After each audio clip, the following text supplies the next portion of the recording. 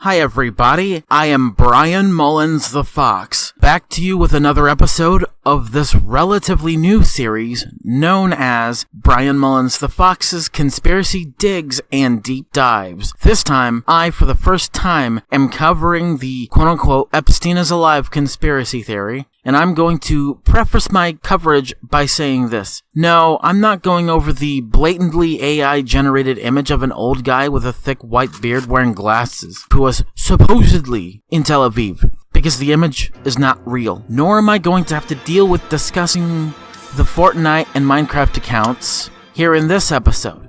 I'll save that one for the next time I cover it, possibly after talking about Generation Zero and going into detail about Canada when it comes to assisted suicides and organ harvesting.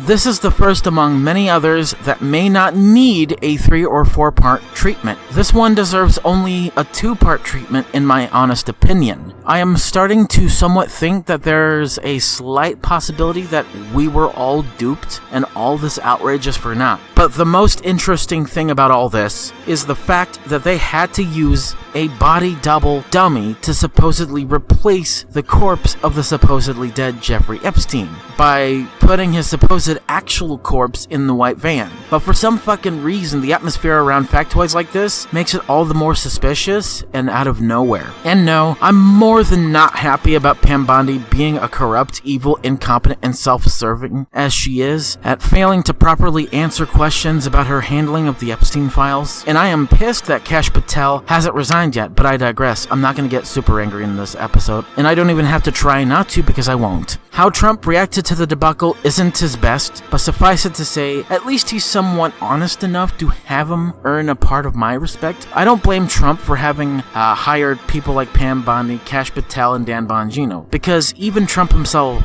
felt betrayed and a bit disgraced and fucked over by the ones he hired. I have criticized Trump in the past for other unrelated shit, but I won't drag out this tangent for far too long, but I'm going to only give Trump credit for this entire debacle because it's not entirely his fault. And at the end of the day, I believe that there is a 50-50 possibility that he's still alive and a 50-50 possibility that he's been dead since 2019. But a lot of that is just my opinion, okay? I don't know exactly which side to take on this one, and I'm not going to be this fence-sitting centrist. I got a lot of things going on in my mind about the situation, and a lot of other details keep creeping out, like Elton John being in the Epstein files, Robin Williams being in the Epstein files. I don't know how many celebrities I do and do not know are on the Epstein files. One of these days I might actually find out, because it's actually going to shock the shit out of me. And all of that will do for this short episode of Brian Mullins the Fox's Conspiracy Digs and Deep Dives. This is just a dig. It's not necessarily a deep dive at all. It's just me covering a conspiratorial topic to the best of my ability.